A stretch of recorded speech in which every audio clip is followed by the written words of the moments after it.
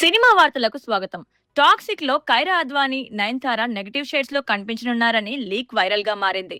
యష్ కు గట్టి కౌంటర్ ఇచ్చే పవర్ఫుల్ పాత్రల్లో ఇద్దరు అదరగొట్టనున్నారని టాక్ వినిపిస్తోంది. అఖిల్ లెనిన్ మూవీ నుంచి సడన్ గా రిలీజ్ చేసిన టీజర్ సోషల్ మీడియాలో వైరల్ అవుతోంది.